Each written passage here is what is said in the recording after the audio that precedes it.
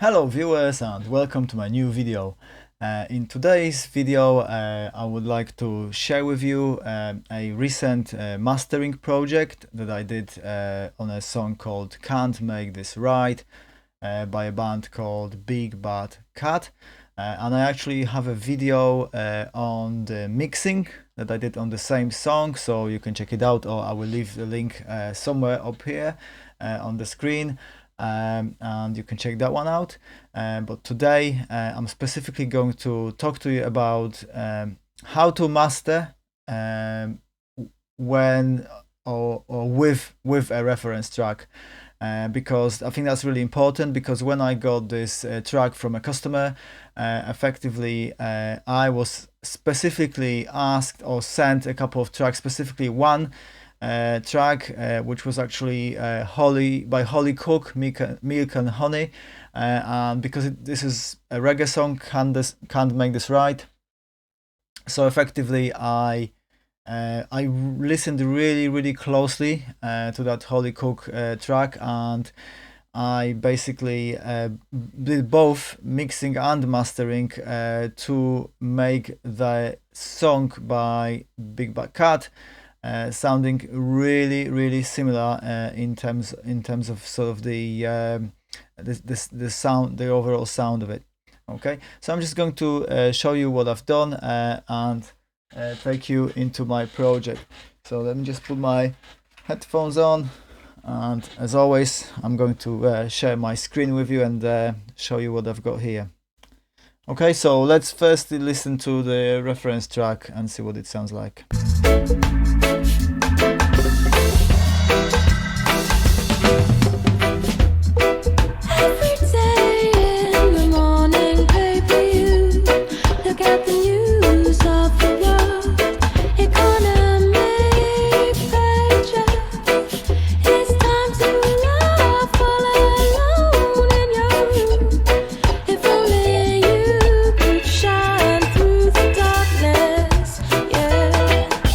Okay, so first things that I notice are that the overall track is quite dark, for lack of a better description. It's quite yeah, I suppose it's not very bright, not very shine, as in like the highs, for example, are quite tamed.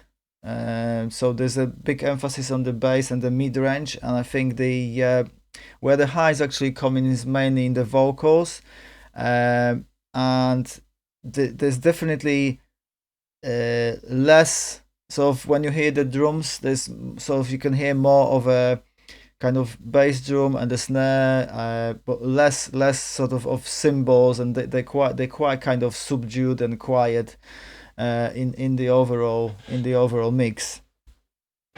So that's quite important to keep in mind.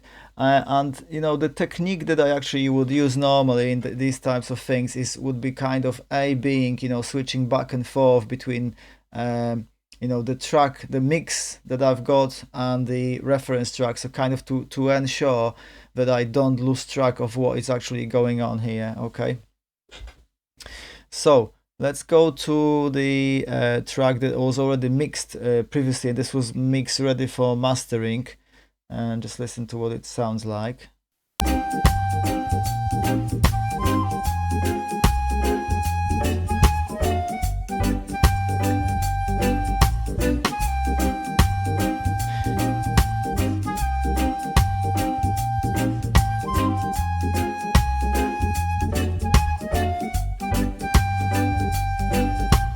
Begging, praying, begging back for you to stay with me. Begging, praying, begging back for you to stay. But I know that you just don't want to.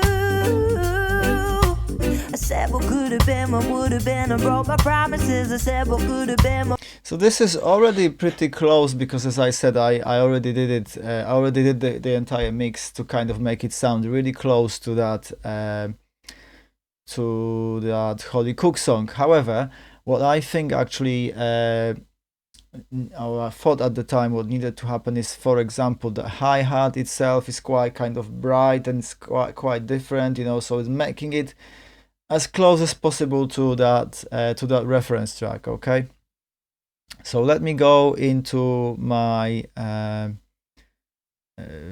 mastering chain that I actually used for this track, and I'm just going to try and show you what I did with each individual part of the song. Okay, so let me first deselect all these individual presets and all these individual plugins, and then what I'm going to do is take you one by one through each.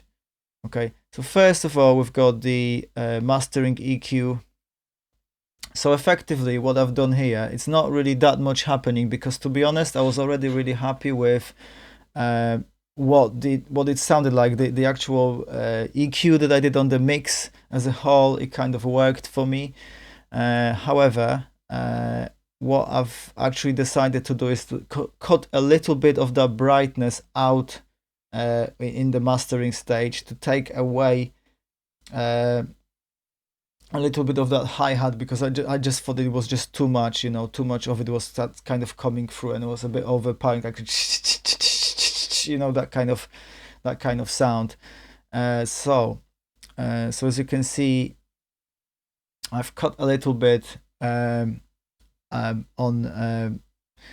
around 4,700 hertz, just a little dip here, and then further down the line at around 1800 hertz, I basically did another cut. So that kind of, it rolls off that kind of really sizzly high end, if you like. So just a couple of touches here, nothing major really, but let me just play it to you so you know what it actually sounds like. Let's see if I can play it with the vocal. Back for you to stay, but I know if I you just don't want to disengage that.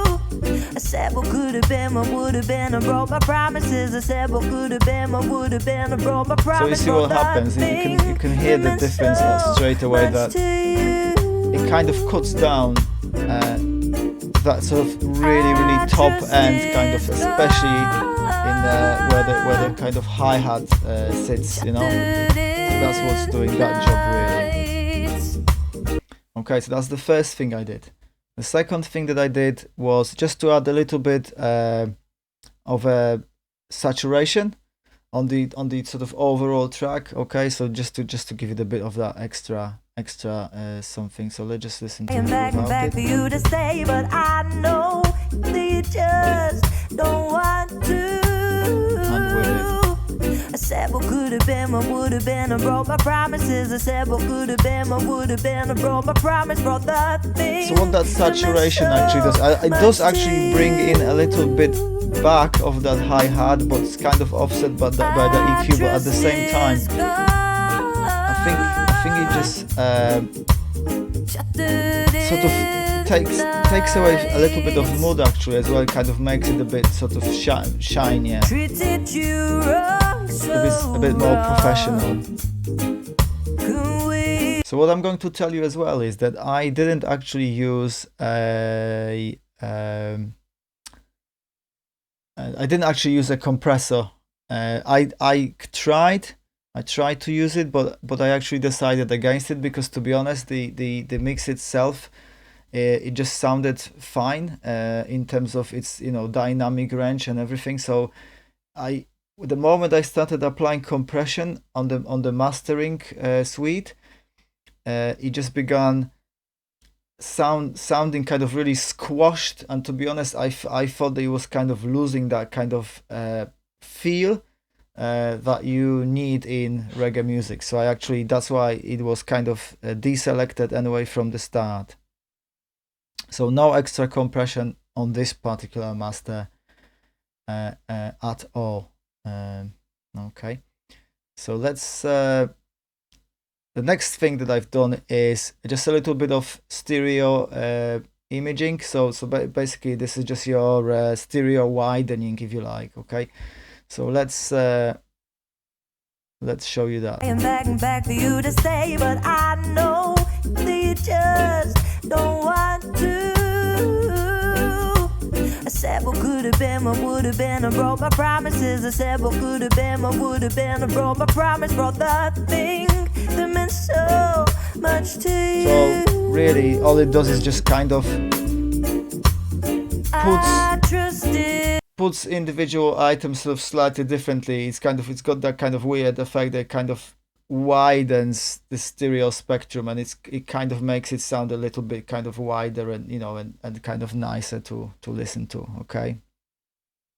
After that, what I've done is I've just added a little bit of reverb, but just only a very kind of tiny amount of reverb onto the entire track, just to kind of keep it together under the same sort of reverb. So let's just listen to that.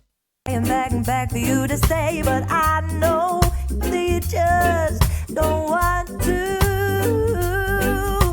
I said what could have been, what would have been, I broke my promises. I said what could have been, what would have been, I broke my promise, brought the thing that meant so much to you. I trust is gone. Okay. So let's just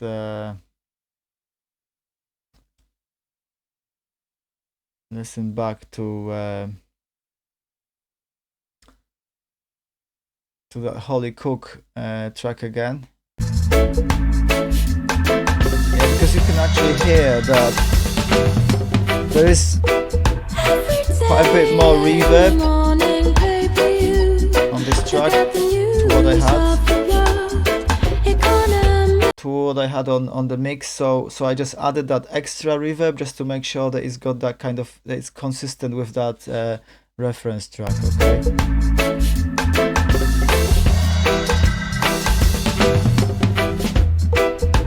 Okay, so the last thing really which I did here is the limiter.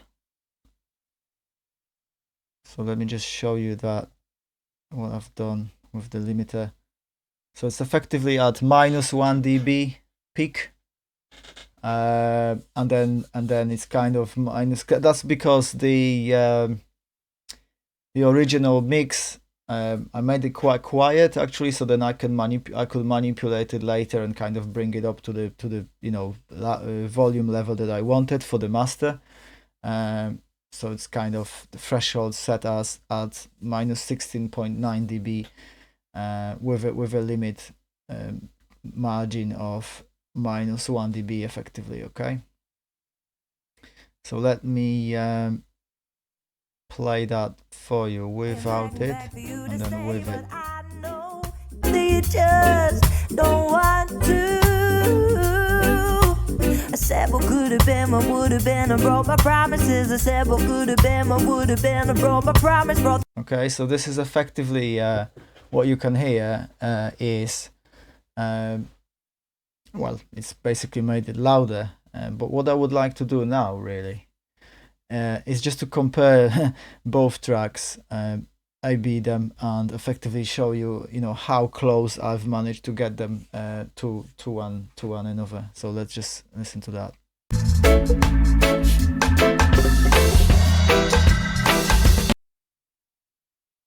Okay. And back. Let's just listen to it again. This is Hollie Cook's track.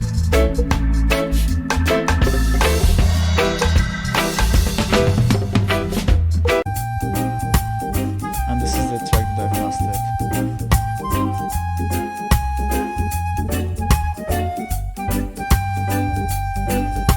I beg and pray and pray and beg and beg for you to stay with me. Beg and pray and pray and beg. In the morning paper, you look at the news of the world.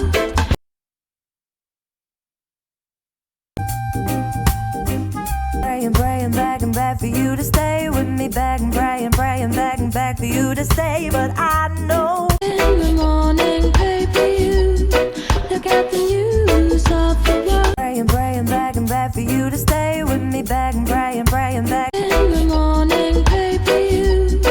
Look at the news off the wall. Economy pressure. It's time. Praying, praying, begging, beg for you to stay with me. Begging, praying, praying, begging, beg for you to stay. But I know that you just don't want to. I said what could have been, what would have been. I broke my promises. I said what could have been. So I think these sound really close, and I hope that you get the same impression.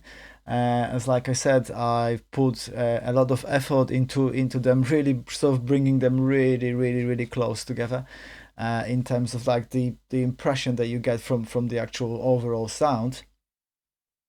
So yeah, so effectively the you know the message from today's video is to take away really, is to anything you ever work with, whether it will be a mix or a master, really pay attention, listen to the reference track. Usually at the mastering stage I would advise to just pick one reference track, because what you will find is that if you start adding more than one track, it's effectively just every single track will be slightly differently mastered. The EQ, like the levels, they will be like just slightly different from one track to another track, and you'll just find yourself chasing your own tail basically all the time, because you'll be like, oh no, I've set it to that track, to resemble that one. I listen to another track, it sounds completely different, or it's too far away in that respect. So I would recommend picking one reference track and effectively going with that, and then sticking to it, and just kind of narrowing it down with whatever you do, and kind of making sure that they sound really similar. Okay, so thank you very much for watching, and as always, I'm going to ask you to please subscribe to my channel, because it really helps me, get to more people with my videos, and give this video a thumbs up if you've liked it, and I will see you in my next video.